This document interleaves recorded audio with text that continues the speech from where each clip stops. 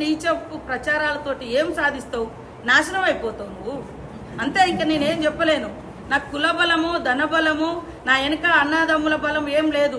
నా నియోజకవర్గ ప్రజల బలమే ఉంది. నా దేవుడు సమ్మక్క సార్లమ్మ దయ ఉంది. అందుకని నా నోటి వాక్యం ఎలక్షన్ల ముందు కూడా మీ మిడతల దండ వచ్చినప్పుడు, అరే నా ఎంబడి ఎందుకు పడుతున్నారా మీరు, నాశనం అయిపోతారన్న. తర్వాత ఇంకోటి ఏదో ఎక్కడో ఏదో ఒక ఫోన్ మా పిఏ చేసిన, అది ఆంధ్రాకు సంబంధించిన వాళ్ళది. ఆంధ్ర గవర్నమెంట్, ఈ గవర్నమెంట్ టీఆర్ఎస్ ఉన్నప్పుడు అక్కడిక్కడ రాయబారాలు చేసిన ఆ లారీలో ఏదో మావాడు ఏదో ఫోన్ చేసిండని దాని మీద నన్ను మొత్తం ట్రోల్ చేస్తే ఆ రోజు దుఃఖంతో నేను అన్నా, నువ్వు నాశనం అయిపోతావు అని. 2 రోజులకే నీ కుటుంబం నుంచి పోయి జైల్లో పడి. అది నాది, అంతే. ఇంక అంతకంటే ఏం లేదు. చూసుకో వీడియోలన్నీ.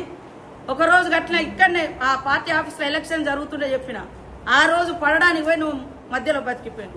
ఇంతకంటే ఇంకోటి ఏం లేదు. కేటీఆర్, నువ్వు పెట్టుకుంటే నీ సమౌజ్జులతోటి నువ్వు పెట్టుకో, కానీ ఒక ఆడకూతులతో ఇంట్లో ఆడబిడ్డను ఓర్వైతే బయట ఆడబిడ్డల్ని ఎదగనివైతే. నిన్న మా సీఎం చెప్తున్నాడు, ఎస్ ఆడబిడ్డల రాజ్యాన్ని తీసుకురావడం కోసం నేను అవసరం 60 సీట్లు ఇస్తా, గెలిపిస్తా అంటున్నావు. నీ ఇంట్లో ఆడబిడ్డనే నువ్వు రకరకాల కుట్రలు కుతంత్రాలు చేసినావని బాధపడుతూ టీవీలో ముందుకొచ్చి ఏడుస్తుంది. నా కన్నీళ్లతోటి నువ్వేం బాగుపడతావురా? నువ్వేం బాగుపడవు, నాశనం అయిపోతావు.